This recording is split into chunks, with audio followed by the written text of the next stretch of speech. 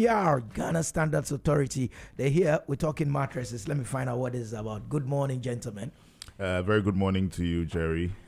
Good morning to your listeners and those viewing us online as well. Great. Kofi, welcome back. Welcome, Jerry. You need to be coming here a lot more. We are not far from each other, so I mean, GSA is just across the street. I'll do my best. You should be passing by. So I was telling my listeners that today we're going to talk mattresses, and I'm sure people are eagerly waiting to hear what our mattress? Mattress 2? I'm sure somebody say mattress 2. What is happening?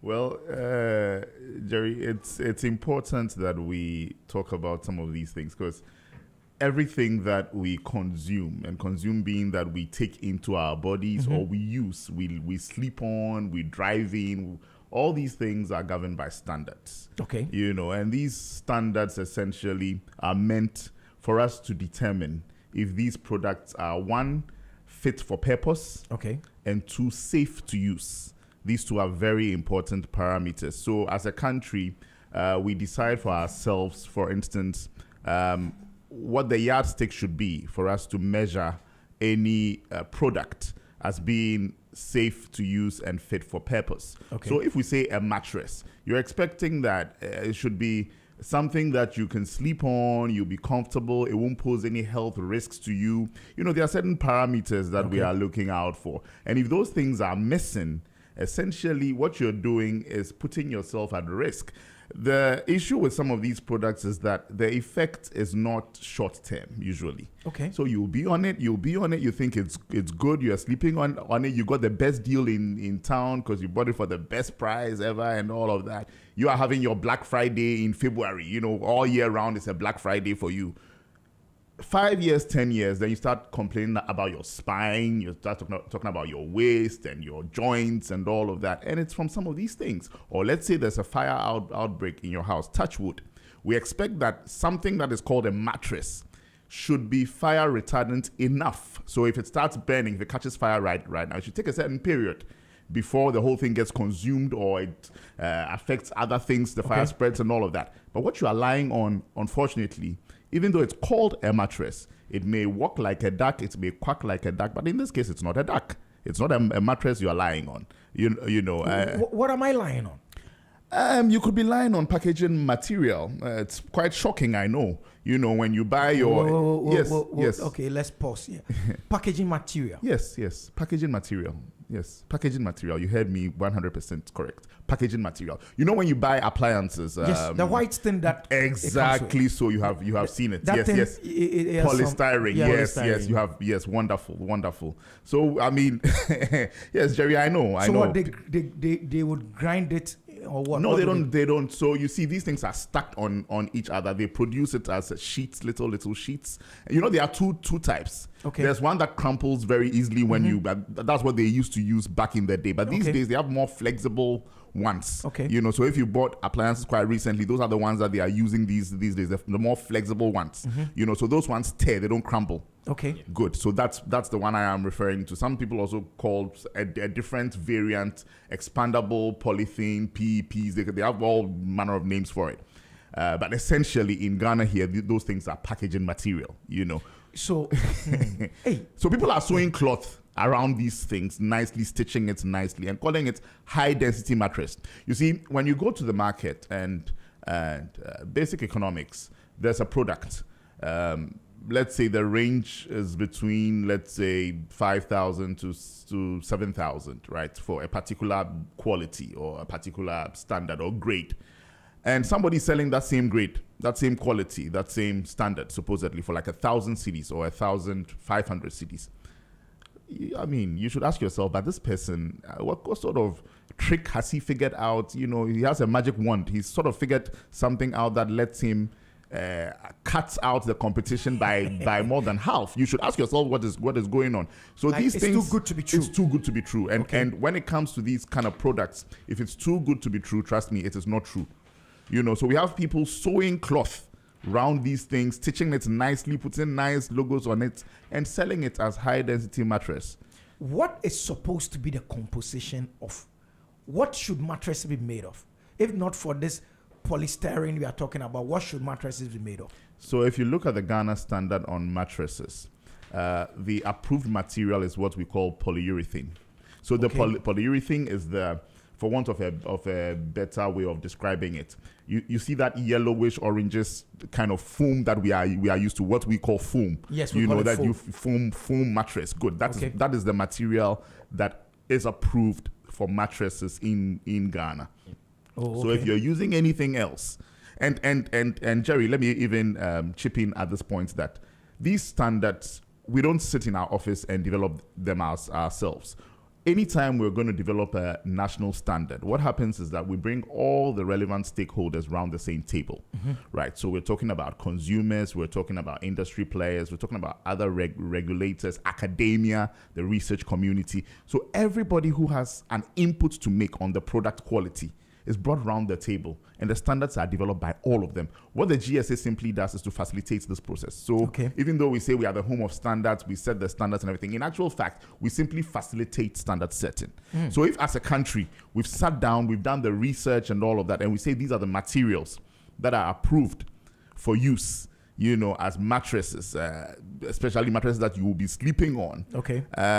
Then, of course, it stands to reason that the research has been done, and we are sufficiently confident that as a country, if you use this material and you use it in this way as prescribed in the standard, then that product that will come out called a mattress will be safe to use. If you lie on it for the period that it's supposed to serve you, you won't have any of these problems, and it will be fit for purpose also.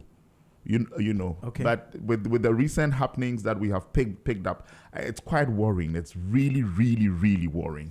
I mean, that for me is where this is. So, George, maybe I'll come to, but let me find out from George. How did you catch these people?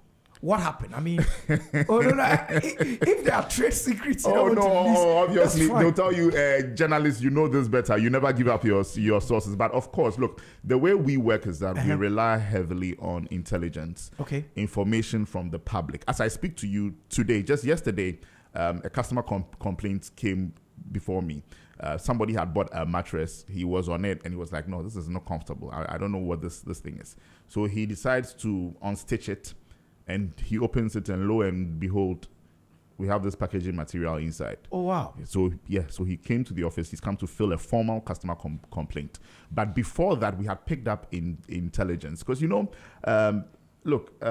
consumers are becoming more sophisticated. They are becoming more informed on their rights and all of that. And so they know that anytime that they buy something which does not serve them well, we have regulators and we have the standards body there, as avenues for them to register their dissatisfaction and have us look into the quality of the product and the safety of the product. So it was through these, some of these means that we picked up this intelligence that, look, there's a certain product, or there are a number of products, brands that have just, infiltrated our markets, heavy influx. And, because of the corners that these manufacturers cut, most of the time they get to produce mass quantities, and then they stifle the competition. There are competitors who are doing the right things, who are following the standards, who are doing all the compliance things and all of that. They stifle them. They choke them out of business. You're talking about promoting made in Ghana and all of that. How are you going to be promoting made in Ghana, your latex foams, your ash foams? How do you expect them to grow when you have people who are cutting corners? And most of the time when they start cutting corners, Jerry, you would find that it's not just standards. They are probably stealing tax as well. Electricity, they are not paying tax. They are not paying SNIT. These things, they come in twins, pairs, and triplets, and yes. So, it's some of these means that we pick up. So where were these guys? Industrial area or where? Afienya. Oh, wow. And most of the time, they don't like to come to, the industrial areas. Like, they won't go to Tema. They will not go to Tema. Tema is, everybody's going to see. There'll be a lot of inspectors walking around. Yes. So, oh, wow, Afienya. Yes. It actually took us quite a long time to figure out their location, because from our intelligence, we got hints that they were all the way in Kumasi selling. They were also selling in Makola. And you will not find any physical shop or location where you can contact or go there to make purchases. So what they do is that they load these things onto their truck, go onto the markets, and open the truck up, sell, and drive away. away. There is no branding on the mattresses. Oh, they have branding, but I mean, imagine if you have a brand that says maybe YWP. What does YWP mean? YWP does not mean anything. Yeah. What is Y? Where is that? What's An average forward? Ghanaian is not going to question because of the price. We are price sensitive. We are a very price sensitive market. wow. So if you say high density is high density. When you go and touch it, it is really firm. This one is firm, just like latex foam. Yeah. But you see, this one is 1,000 cedis. Latex foam people, they are cheating you. Ash foam, they are cheating you. Theirs is 7,000. Ours is 1,000. Of course, you pick up the 1,000 cedis and then move away. So these things then get into the market. GSA gets hint of it. So you go through the market to the end, the manufacturer. Yes. So what, you go buy some or you go see some? So we do a number of things. Sometimes we have what we call mystery shopping. Okay. So you are letting me reveal some of the Trade secrets. secrets. Yes. Trade secrets. But the truth of the matter is that some of them, it's such that you really will never find out. Because, I mean, Jerry, if you walk to a shop, nobody knows, unless people know your face, they know you work at Z, then they know this is Jerry who is coming to buy. If George comes, unless you know I work at the GSA, and the fact that I work at the GSA doesn't mean that I can't buy things on the market. But sometimes when we are making some of these purchases, it's for the purpose of sending back to our laboratories and testing. Okay. And when we test and we find out what we want to find out, then we take the next action. When consumers make complaints to us, usually they have the product that they have purchased. We will take it, we will test. Sometimes we would also come in our branded vest and everything. That one we are not doing Hiding anything. yourself, It's not undercover. Yeah. Because the law gives us the power to enter into any premises where we even reasonably suspect that an activity is going on, a manufacturing activity, sale of goods and whatnot, to pick samples for the purposes of testing. We have the power by law to do that. Okay. So these are the various means that we undertake. But before we usually launch an operation like that, we already know what we are looking for. Okay. They say that a good lawyer never asks the question he doesn't know the answer to. Yeah. So we already know. But it's for the purposes of, also sometimes letting the public see the work that we are doing, Are these guys certified by the GSA to operate in the first place, and now they've gone beyond and doing dubious things? No, they don't have any kind at all. of certification from Ghana Standards Authority. No. Because you see, Jerry, like I am telling you, the certification process requires a number of things. It requires that we inspect your facility, the facility where you are producing. We take certain documents from you to be sure that consistently you will be producing at a certain quality, so quality manuals and whatnot. And then it requires that we take samples from the production line for testing, And then when all these things are done, we even inspect your label. Okay. To be sure that you're conforming to all the applicable laws and all of that. And when all these things are done, then we give you the license to use our mark, that is the GSA certification mark, for a year.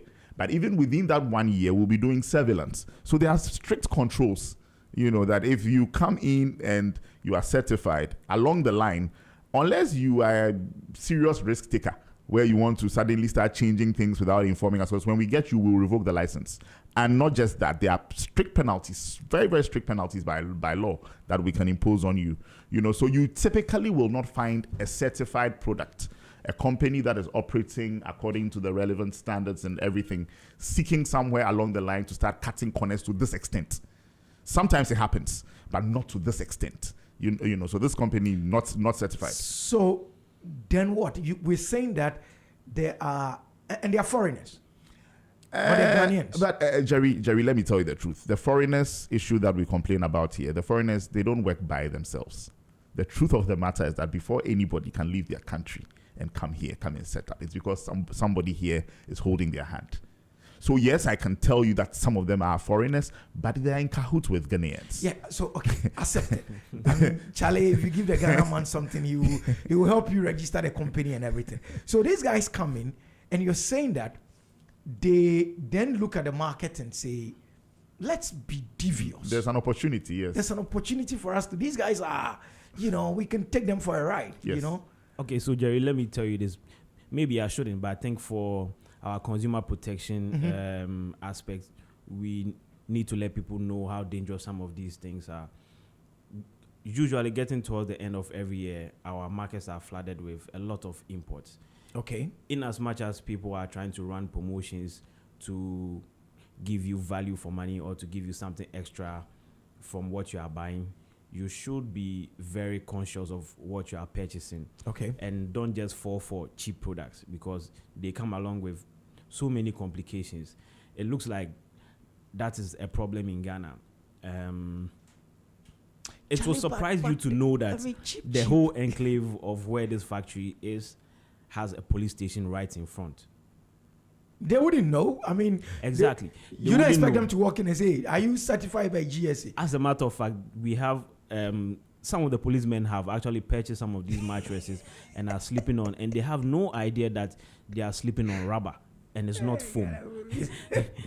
Wow. Yes. Yeah, but they are policemen. They are not foam experts. I mean, if they touch it and the thing is hard. That's a valid, yes. So that's the point I was making, that in an extremely price-sensitive market, yes, like Kofi was rightly saying, you think you found the best deal in town. So what you're saying, we should be careful. Sometimes we should be extremely careful. If it's too good to be true. I mean, everybody is selling a bottle of water, let's say for 3 Ghana cedis. Somebody comes onto the market, say they are selling water, same quality. They are telling you it's the same quality, but they are selling it for 50 pesos. Something should. Yes. I mean, you should ask yourself that this person, where is he getting the packaging material from, the machine, the equipment, and everything, the water, how is he purifying the water and being able to sell it for 50 pesos when everybody sells it for 3 Ghana cedis? It doesn't make any sense. So sometimes you should question it. You should really question it. But that also does not take the responsibility away from the government and regulators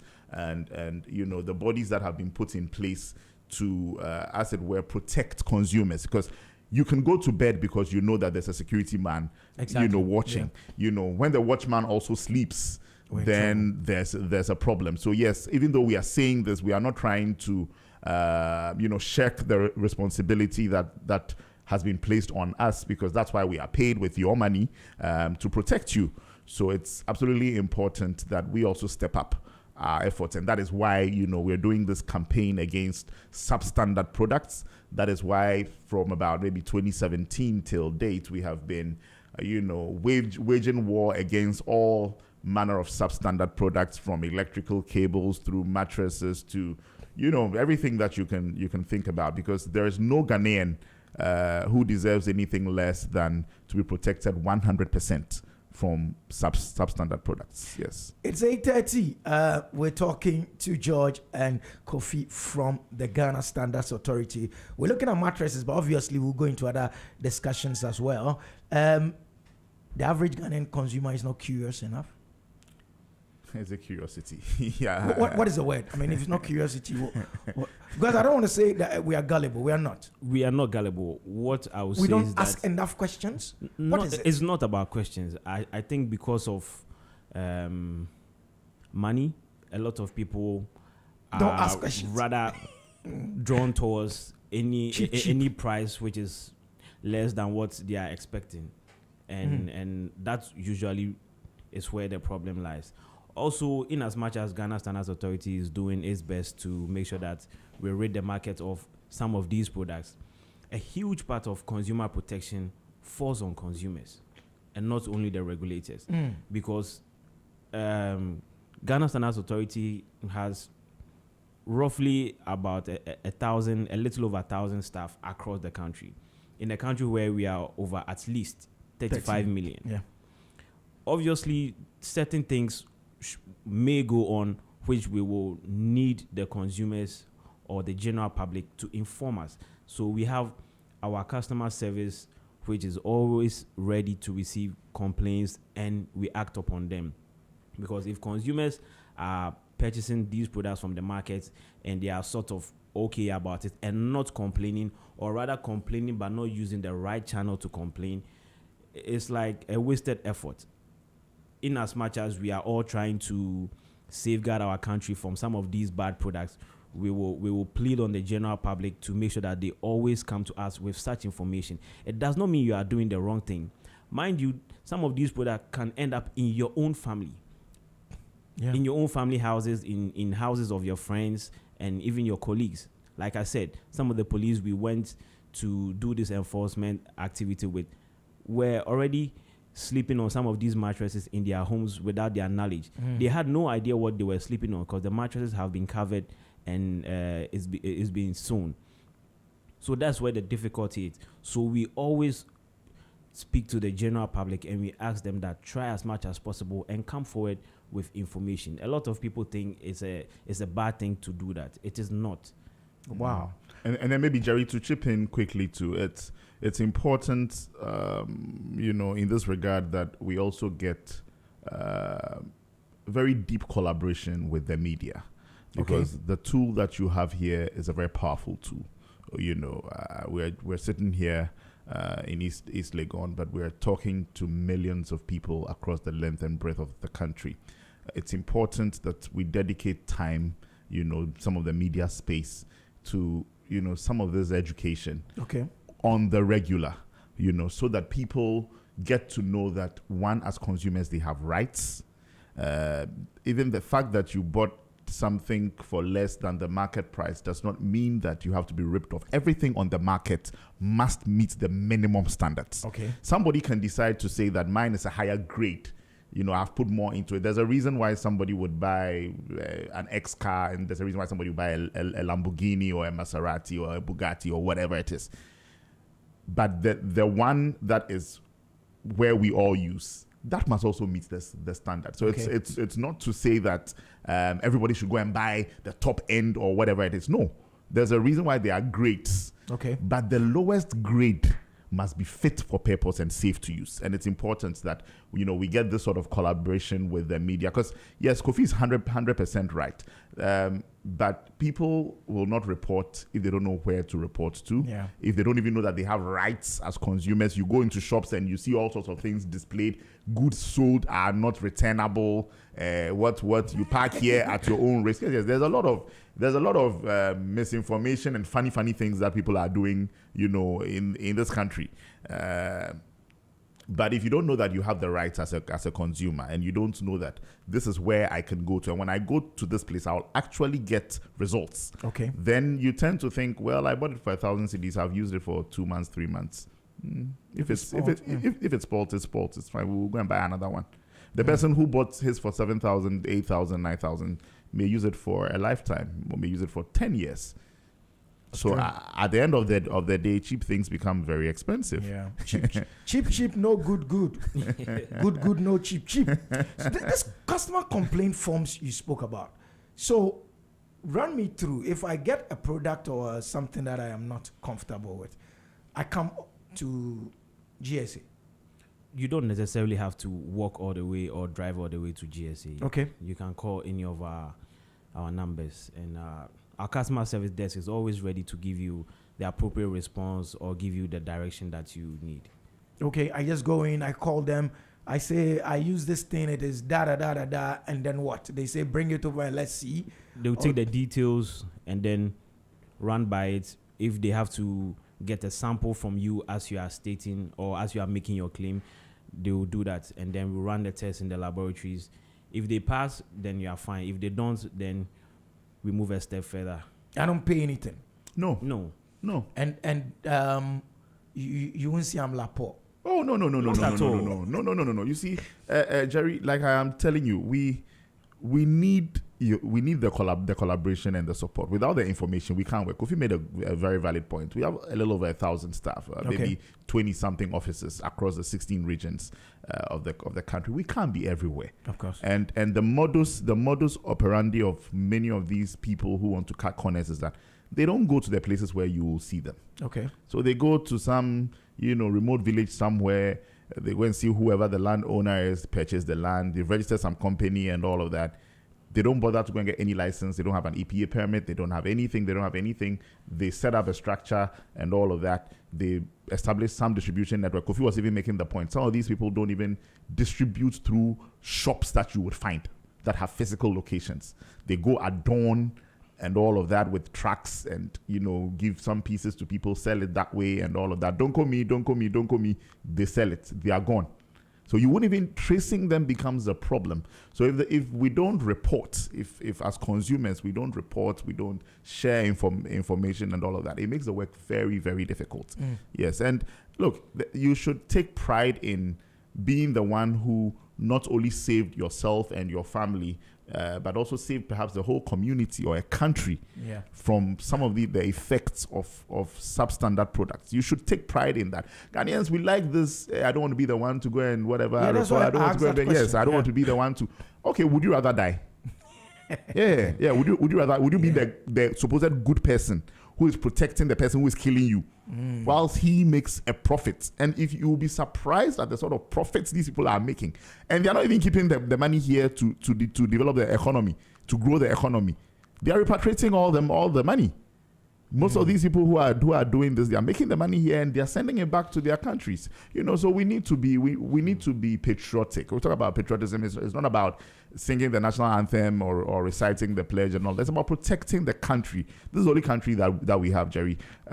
For some of us, if this country bends, we have nowhere to go. Yeah. So we need to have that fellow feeling. Don't say that as for me, I can afford to buy the good ones. So if the other ones are on the market, those who are buying them, that's their problem. No, if you see something, it looks questionable to you, yours is just to report. Don't worry, even if we investigate and it turns out that there was no substance to the report. We will rather be flooded with reports that we would investigate and all of that, because out of that we will get the intelligence that we need to do our work. Yeah, that's a very strong point. That you bring it. If it is nothing, it's nothing. It doesn't matter. Nobody. Yeah, that's a very strong point. I like but that. Jerry, so there's a little twist to all this. Okay, so in as much as these factories or organizations are being set up or led by foreigners, a huge number of their staff are Ghanaians. Yeah, that's a very strong and point. it will surprise you. So it's the Ghanaians committing the crime. Yeah. They are the ones bagging the thing. Yes. They are the ones sewing the cloth. Yes. Well, yes. It's dicey. It's yes and no, in the sense that they need jobs and they are trying. Someone has come set up an organization and employ them. It will surprise you to know that there are over 1,000 Ghanaians living in that enclave and working for them. At a Fienya place. They have built quarters within their factory setups to house these workers. So you don't go out. Oh, wow. So and then Jerry, maybe quickly, Jerry, the workers will not know whether their bosses have done the right things. They will not know, because these are factory hands. You don't expect the factory hands to know. But the factory hands is the one sewing the cloth on them. No, but then he doesn't know what the standard is. Oh, he thinks it's fine. Yes. Yeah. If he doesn't know what the standard is, you can't blame him for that. Yeah. Because like Kofi is rightly saying, he wants a job. If he goes to ask too many questions, he's fired. That's it. Yeah. Because when we were closing up the factories, some of them were actually pleading and saying that we are taking away their jobs, which is indirectly true. We are taking away their jobs. Yeah. But what we are trying to do, in a sense, is try to make the job better, because the materials they are working with are harmful to they themselves without their knowledge. They have no idea. So what happens to so who are you carrying away when you are doing this? Is it the MD and all executives? Or when you go in and you're closing a place like that, who are you arresting? So the arrests, we don't make the arrest. That's why we go with the police. Yes. So what happens is that for us, we have powers of entry and seizure. We have powers to shut down the business and all of that. But we don't have powers by law to arrest people. Okay. Those powers of arrest are left to the police. So you go along with the police? Yes, we go along with the police. And then in the police's own professional opinion, whoever they feel they have to pick up, they would pick up. We don't interfere when it comes to that at all. That's why we always do that joint effort. Okay. So the police go there for a purpose. They are there to see which crimes are being committed. We are there to see which infractions and which violations of our laws, are taking place there. So when it comes to arrest and who is picked up and who is not picked up, that's left completely to the purview and to the discretion and the professional judgment of the police that we go with. But for us, our sole interest is that by law we are supposed to prohibit the manufacture and sale of products that are not standard, that do not meet the required standards, or that have not gone through the proper processes. So when we get there, our sole aim for the operation is that we stop you from producing whichever way that we can. If we have to lock up the facility, we do that until such time as we have regularized your operations and we have done the requisite tests and whatnot to be sure that the products now meet the standards. But when it comes to arrest and all of that, that is left. I was going to find out what happens to the corporates, but it looks like that one is up to the police. That's also up to the police. We would impose a penalty on the entity.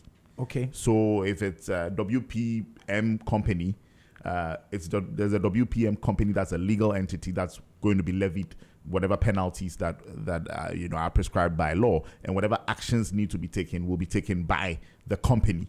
Not by the workers, not by whoever. It's by the company. The company is a legal entity. Okay. So we proceed against the company. For the staff and all of that, they have not done anything that contravenes our laws in terms of it's a product quality. The laws, our laws even have nothing to do with foreigners. We are not the GIPC and all of that. We don't get into that space. Okay. Whether it's a Ghanaian doing it, it's a foreigner doing it, it is what you are doing that we are concerned about. Okay. Not who is doing it. Okay. The who really is not very relevant to us as the GSA. What is relevant to us is the what. What that you're doing. So basically, after we've done the lockup, we've levied the penalties and everything. We don't stop there because, Jerry, we've harped so much on consumer protection, but our work goes beyond that. We have a twofold mandate: it's consumer protection and trade facilitation.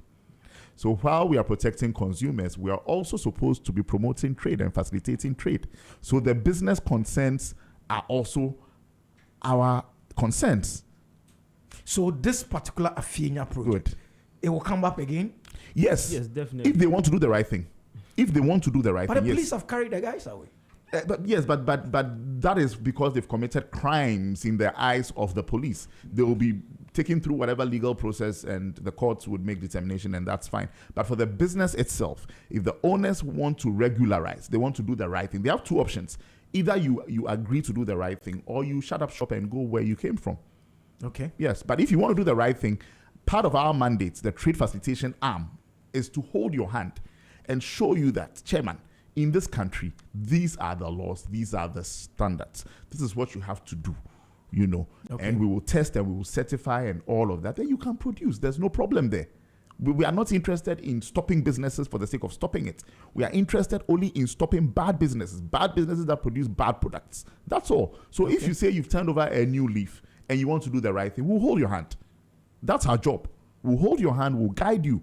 So our enforcement doesn't end with shop locking or factory locking. It ends with compliance. Oh, okay. Okay, that makes sense. Yeah. Did you engage them in any way, and did they say they didn't know what they were doing, they didn't know it was wrong? It's like you didn't expect me to ask the question. They knew exactly what they were doing. However, they were... What was their excuse? They didn't say, we didn't know polyester is not bad. Not like that. They didn't have an excuse. They were rather of the view that the materials they were using for the production was right. Yes. It was okay for the production, yes. And that is a new technology. It's being used in their country. Yeah, maybe it's a new technology. GSA if it's a new technology, it has to be GSA standardized. will be part of the first people to know, because we serve on the International Organization for Standardization. That's the ISO. So if an international standard comes up, which will give a new composition of materials which can be used in mattress production, we would have been part of the first people to get to know. Yes. And China maybe people didn't get a memo. Oh no, Jerry, no, Jerry, no, and then Jerry, look, let me. I'll be the first to admit that in developing countries, usually regulation follows science, right? Regulation meets up to science. In more advanced economies, usually regulation works with science. Okay. So where you have R&D, new technologies coming up, the regulators are already at par. Okay. Because they are also doing serious research and all of that. When it comes to certain parts of the world, for obvious reasons, monetary issues, and yes, regulation often has to play catch up, right? But Kofi made a very valid point that we are Ghana's official rep at the International Organization for Standardization. This is the global body for standard setting, for international standard setting. So even though in our little corner we may have our challenges, because we are part of a bigger network, when international standards are developed, we are notified. Usually we are even part of the development process. Okay. So we know. So you cannot tell me that in your country you are so advanced that you've found some technology which allows you to change the composition of something that has been globally accepted, and for some strange reason you cannot show me any standard that has been developed for that. Because it's not, R&D is not just about bringing new products and all of that. It's about making sure that those new products you are bringing are fit for purpose and safe to use. I'll keep highlighting those two. There's a reason, COVID-19, we had vaccines that were coming up. The first person to develop the vaccine could have said, oh, I have a vaccine. Human beings, come, let me start injecting you with it. It will cure you, according to me. But they had to go through trials, clinical trials, approvals, and all of that, because we don't just care about the fact that you develop something that you claim that's something. We have to accept as a country that whatever it is that you have created, number one, it's effective, it's fit for purpose, it will do what you say it does. And number two, which is even more important, it is safe to use, because it might be fit for purpose, but it would give you unintended consequences, some of which can kill you. I was going to say this mattress. Anyway, it's still a mattress. This thing that we are lying on, this white kaku. Oh, they have different colors. So it's not just white. Some are gray, black. Some are black. It's like a... What are the health challenges with it? If I'm sleeping on that thing that has cloth around it, why should GSA be bothered? Especially if it's hard enough and it's high density, proper high density coffee. Why people? I mean, what is going to happen to me if because I'm reading? Okay, good. I have a public notice, so I'm going to read the notice to you, so that. So this is 28th October 2024. This is from the public notice, Adherence to Ghana Standards on Mattresses, GS 1211 2019. Polyester can pose several health risks, including the release of volatile organic compounds, VOCs, that may cause respiratory issues and skin irritation. It's highly... Okay, we spoke about the flammability. Okay. Oh, okay, so you're saying that if there's someone out there who has bought it, and as we're talking, he's even ripped a bit of the cloth and he's seen that it is polyester, and he said, it's my own money. They can sit in the studio and talk. I won't change it. You're saying that when you're lying on it, what, you're breathing it in? Jerry, the most dangerous things are the ones we don't perceive, the ones that your senses typically cannot perceive. Okay. Right? The ones that you can't smell your eyes cannot see, you can't hear your nose cannot smell, your ears cannot hear, and your tongue cannot taste. Those are the most dangerous things. Your skin cannot feel. Those are the most dangerous things in this world. In this case, your posture. Yeah. You see the number of people who complain, my back, my waist, my back, my waist. It's from the chairs we are sitting on and the beds we are sleeping on. Yeah. It's from the chairs we are sleeping on, the furniture we are sitting on, and the beds that we are sleeping on. Majority of it. And there's research to back this. It's not I am not the one saying it. The science is there to back it. So if you are constantly sleeping on these materials, if you buy an appliance and there's packaging on it, sometimes you would even see there are warning signs and things on what to do with that packaging material. There are some, whatever it is, they'll tell you there's a risk of suffocation. There's this. Yeah. It's there, and it's there for a reason. So just imagine, because the person who put it around the TV didn't anticipate that after you've unpacked your TV, you would stack it up and put a cloth on it and be sleeping on it. No. They never anticipated that. But here you are, a factory has set up, and their stock in trade is stacking these things nicely and sewing it and doing, and then you are going to be sleeping on it, and you're going to be sleeping on it every night. Weekends, you even take siesta and all of that. So you are spending a significant portion of your day in constant contact with this material, which was intended to just be used for packaging to keep the product safe, and when you are done, you discard. Did you find out where they were sourcing it from? They have their own materials, so I mean, it's rubber, and rubber comes in granules. So, they were producing it themselves. Yes. Some of it is imported. You see, and when it's imported, you may import something for a purpose, and then for a stated purpose. Yeah. Then you go and repurpose it. It's true. You get me? You go and repurpose it. It's like a knife. It is Yes. it is interesting to Yeah, I can understand. see that when we went on this enforcement activity, this company had 2 warehouses on their compound. One warehouse was the one which was undertaking the mattress production, and there was another one which they told us was filled up with waste materials Okay. from the production. So we focused on the mattress. We did what we had to do, locked it up. And then we asked them further questions. Are you sure this is filled up with waste material? Open the waste place Okay. and let's see. Let's just have a look at the waste material.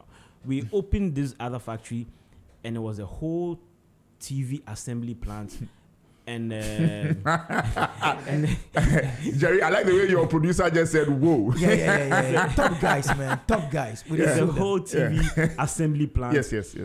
Where they have even printed energy stickers From Europe. From yes, Europe and- standard. Yeah. Yes. And they are sticking it there, Afienya Europe. So and then they had like a home theater assembly plant.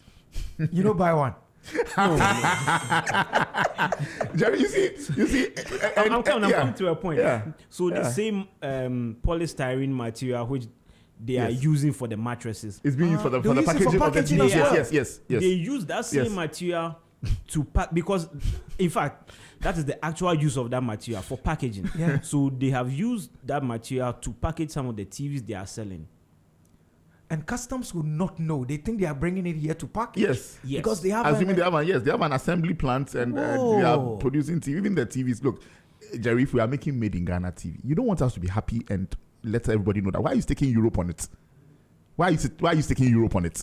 Yeah, because Ghana, you put no go buy. Please, expensive, yes. please. You are sitting in Ghana and you are putting Europe energy commission. That's energy rating, and you put Europe energy rating on it. You They are have printing the already thing right here. They have already printed the You energy printed the thing. stickers. No test, nothing. You are just sticking the thing on the thing.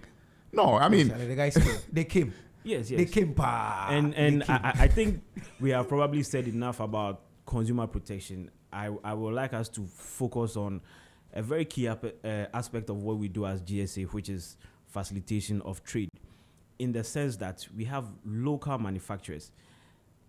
This kind of practice brings about unfair trade, Of course. Yeah. Of course. and it's very dire to our economy to have people who are putting in their best effort to make sure that they produce quality products to sell to Ghanaians. You find some of these organizations trying to cut corners and competing unfairly with products which actually meet the standard. Yeah. For that, I think is a grave offense to manufacturers who have invested a lot of money. So in as much as we are trying to protect our consumers, we are also trying to protect the businesses of our local manufacturers. Okay. Not just local manufacturers, those who are doing genuine business. Yes, those who are doing They could genuine be business. importing as well. Yes, Yeah. that's entirely fine. Yeah. Once the playing field is level, like Kofi was saying, competition becomes fair. Yeah. Then it is your as traditionally they say, usikana etre wabum. Yeah. Yes, at that point, everything we are eating is good for us. But if you want to add salmon and eggs and tuna and something, that's fine.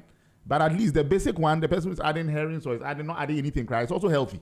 Then that's fine. But let's not make it that some people can go and hide in a corner. They don't pay tax. They don't pay SNIT for their workers. They are stealing power from the grid. And then they are doing all these things and selling their product for 500 Ghana cedis. Then there are competitors who are already burdened. They are paying whatever rates they are paying, whatever tariffs they are paying for water and power, and then they are paying workers' SNITs, they are paying income tax, they are paying corporate tax, and all these things, regulators' fees and permits, licenses, and all of that. Their product comes up, and the real cost that they can sell it at to make a little bit of profit is maybe 2,000 cedis, but they are competing with the gentleman who is selling things for 500 Ghana cedis if he qualifies to be called a gentleman. Yeah. Someone said I should find out what assurances can the GSA give to consumers that quality will be assured at all times. That's what we are paid to do. Okay. That is what we are paid to do. That is what we are employed to do. Right. So for us, it's 100% of our work, 100% of the time. Okay. We cannot we cannot sit here and confidently say that we will clean up the market 100%. There's no market anywhere in the world that's 100% clean. There's none. Show me one. You can't show me one. But what we can say is that consistently we will deploy all our efforts to make sure that we clean up the market as best as we can. And like we said earlier, this thing is a collaborative effort. We are the ones leading the charge, yes, definitely. But we need other stakeholders, the media. We even need our industries to support us. We need consumers themselves to support us. So it's a collective charge. Because mind you, when it's time for us to die, we are all going to die. Yeah. Yeah. If we suffer from the effects of these products, all of us are going to suffer together. It won't be just the GSA staff. It will be all of us. So that texter should be 100% assured that 100% of the time we will deploy 100% of our efforts. But like I am saying, realistically speaking, we will never have 100% clean market. But we will constantly deploy our efforts as we speak now. In fact, let me even give that person further assurance. We have trained a workforce of about almost 300 people called trading standards inspectors. Now, these people will be deployed across the length and breadth of the country to enforce trading standards, because majority of the work really is in the markets, it's in the factories and all that. It's not in the office. When we say in the office, that side of the work is important too, but consumer protection happens on the market. So these people will be deployed. They'll be visiting factories, businesses, shops, and all of that on a regular basis. On a regular basis, taking data, interacting with consumers, interacting with business operators and all of that to find out what's happening on the market, picking samples of products. There have been times that we've gone out, market surveillance, picked up samples of products we didn't even know existed in this country. Because once again, we also have porous borders. We have very porous borders. We have people who, if you've ever been to any of the land borders, the major land borders, you see people every day, headpan on their heads, coming, crossing, going, coming, crossing, going, coming. Yes. So a truck with a container can park on the other side, and several people will offload the thing, headpan. There are rules on headpan. Sometimes they'll tell you, this is my personal effects. I'm just crossing across. And I'm going to use it at home. By the time you are done, about 50 people have crossed with personal effects, 50 different people, and the products have come into the country. And they are going to be sold. Yeah. There's not much we can do about some of those things, unless we have a heavy presence on the market. Look, if I'm being honest with you, if finances and government support and everything allowed, GSA staff shouldn't be anything less than maybe 5,000, 6,000, or even 10,000. Wow. Deployed everywhere, in every district. Every district must have GSA staff. If we are being honest and we want to do this work the way we are supposed to do it. But that also means that we have to have resources. And where are the resources going to come from? So we do as much as we can with the little that we have. And we always try to be innovative. So this trading standards inspectors thing is an innovation that we've thought of in-house, just to make the work, more enhanced, So this texter should be assured that we would constantly try to innovate amidst the challenges that we face, to ensure that when we all go to bed at night, we can sleep soundly, knowing that there's a security guard watching over us and making sure that no harm befalls us as we sleep. Yeah, before you go, I mean, this one I had to bring one in because 2 weeks ago, I think we came across a story. We even did a review of it here, FDA, GSA harmonization. Can you touch on that? Or what was that all about before you go? Right. Okay. So still on the trade facilitation bit that Kofi mentioned, a big part of the problems, the complaints that we receive from industry is duplications and burdens, regulatory burdens that they have to experience on the regular. There are a lot of functions that are performed by the GSA that are akin to other functions that are performed by other regulators. Okay. Very similar, but they are not the same. Okay. And they are not for the same purpose. So when it comes to the GSA and the FDA, it's an open secret that in years past, there's been a lot of turf war between us because, and let me put this in context. When the GSA was established many decades ago, there were not that many regulators. So the GSA used to regulate a lot of things. Oh, okay. As time went on. Oh, you were there before FDA came? Yes, we were. We were there before a number of the regulators came, yes. Oh, wow. Yes. So you would understand, as the country grew and everything, it became important to have dedicated regulators for specific purposes. Okay. And so the GSA needed to seed off. So a lot of it was seeding off. So the turf wars are very normal because if we've been doing it for a very long time and suddenly a new organization has been carved out and say this is your mandate and everything. Sometimes even with our staff, sometimes it's our staff who went and started that place and all. So those turf wars, they are very, very normal. But it's industry that suffers. Exactly. Because you are sitting in your company, 2 weeks GSA comes to say we are coming to take samples for certification. The next week FDA comes, samples for registration. Maybe FDA may even come and do the test at GSA. It just makes it murky for you. Why can't the two organizations just work together, take whatever data they need once and share it? Because for you, it's not even about paying multiple fees and everything. It's not just about that. It's about the intrusion also. Because every 2 weeks, you have someone come to pick samples for the same purpose. So if, for instance, we can have a system that allows us to pick samples and those samples will be tested, results will be shared. Okay. Right? And then FDA uses it for registration, GSA uses it for certification. If you come and there's a one-stop shop where you can make payments, the two organizations split whatever fees it is. You don't have, go here, come here, go there, come here, go there, come here. It doesn't help you. Yeah. You waste so much time. So the harmonization is really aimed at cutting some of these, let's say, red tape and all of that. That makes business difficult for industry. And I'm very happy to say that, through the efforts of Professor Alex Dodu, the Director General of the GSA, and Dr. Mimi Dakon, the CEO of the Food and Drugs Authority, and the respective boards, and even the ministers, we have launched this harmonization scheme where now when people come in and then say that, look, I want the harmonized application, so that I'll get certification from GSA for my product and get registration and licensing and whatever other approvals from the FDA jointly. We even give some rebates. Okay. There's some discounts that you will receive. You also have the benefit of speed. Okay. Because then under the harmonized scheme, we are not doing this. We'll come and pick. They will come and pick. You will test. They will also test. We'll do this. They will also do it. No. We'll do it, and then you will receive whatever you have to receive together. Thank you very much, gentlemen, for joining me in the studios of Z101.9 FM. Esquire George Kojoanti from he's a head of special project. He was here with us. Kofi Obuadeba return, acting head, public relations. Gentlemen, thank you so much for coming out. Kofi, the place no far. I mean, GSA should be coming here as often as possible for us to have these discussions. Thank you so much, gentlemen. We'll do that, Jerry. We'll come around Fantastic. Okay, so we are in the last hour of the show, gentlemen and ladies out there, listeners. We're going into the conversation on tech. He'll be coming through with a big discussion.